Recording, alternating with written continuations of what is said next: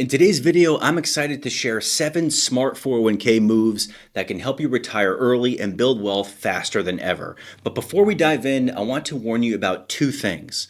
First, I'm going to keep things simple. And second, this is not going to be generic advice. As a certified financial planner with over a decade of experience, I've spent years sitting down with individuals helping them navigate their 401k. So trust me, this won't be some cookie cutter advice today.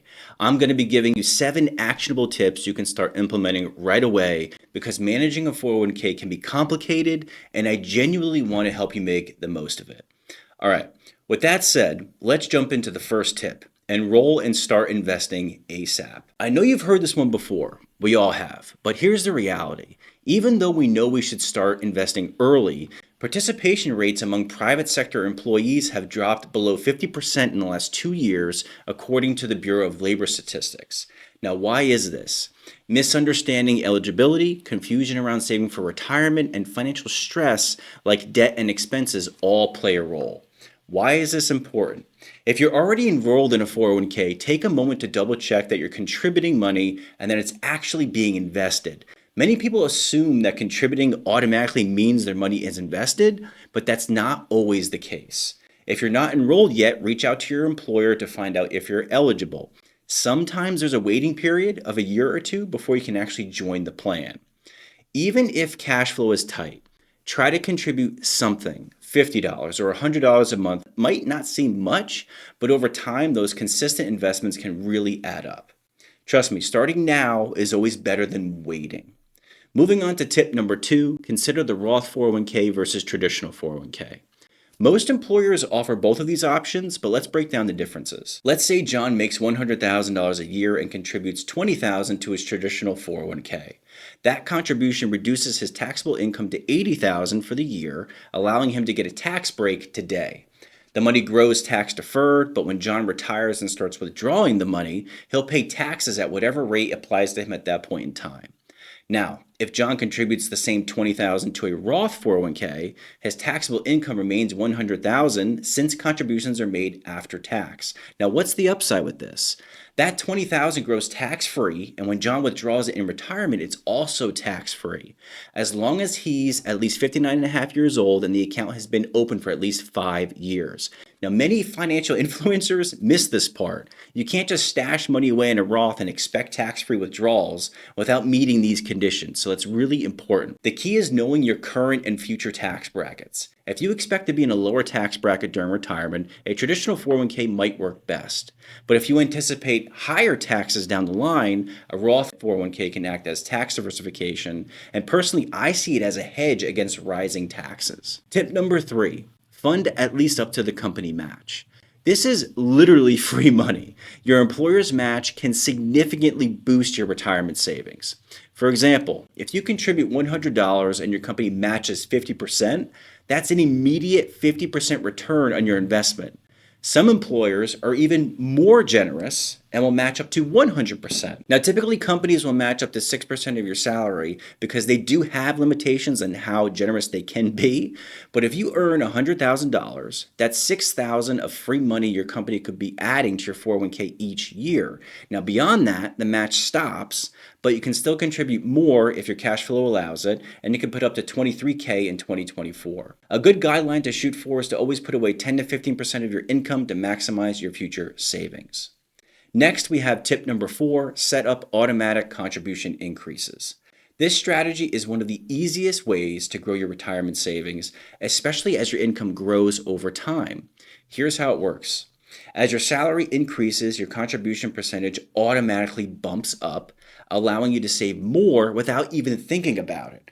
Let's look at an example to see how this can make a big impact over just a few years. Imagine you're making $70,000 a year and you decide to contribute 4% of your salary. That's $2,800 of your own money going into your 401k, and let's say your employer matches 50%. That's another $1,400 from them. So in your first year, you've got a total of $4,200 working for you. Now let's say your salary goes up to $75,000. And you increase your contribution rate to 5%.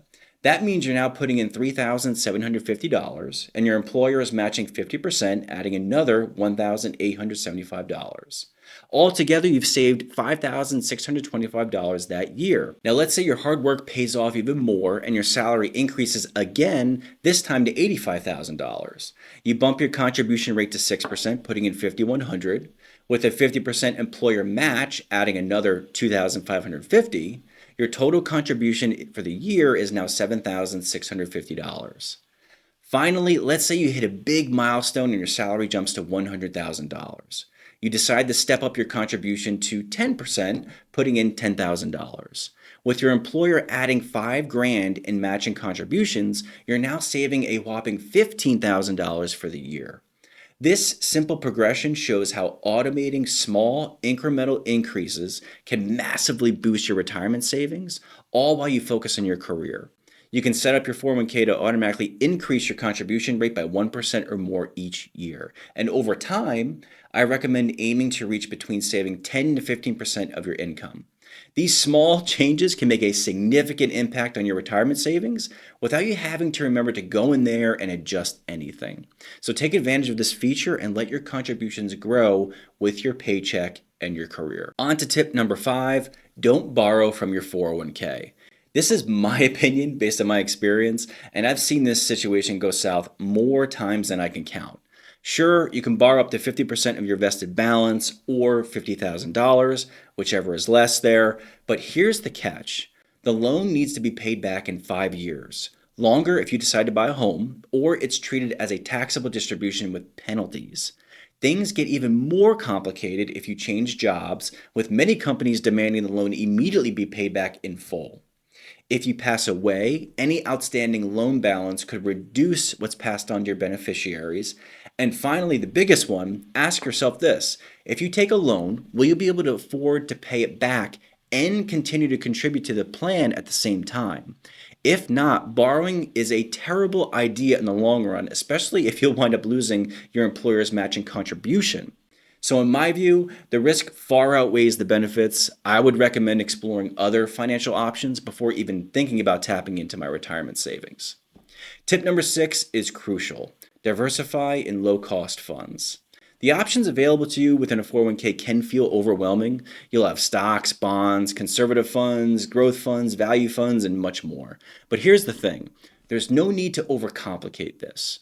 Focus on diversifying across a few key areas: U.S. equities, small, mid, and large cap, a foreign equity fund, and a U.S. bond fund. Make sure the funds have low fees to keep your costs down.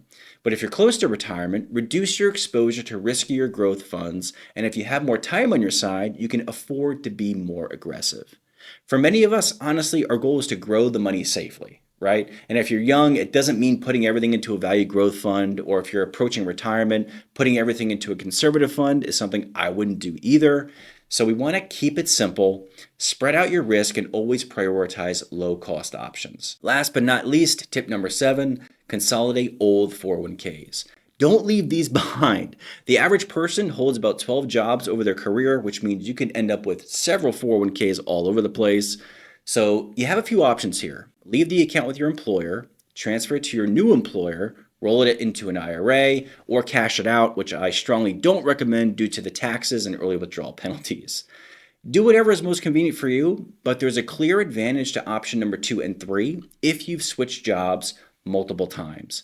And if you don't like the investment options in your current employer 401k, option 3 might be better for you since IRAs typically offer more access to investment options.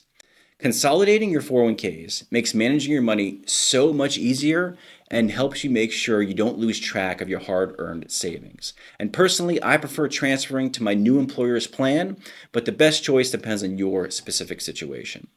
So I hope these 7 tips were helpful. Please subscribe, and I will see you on the next one.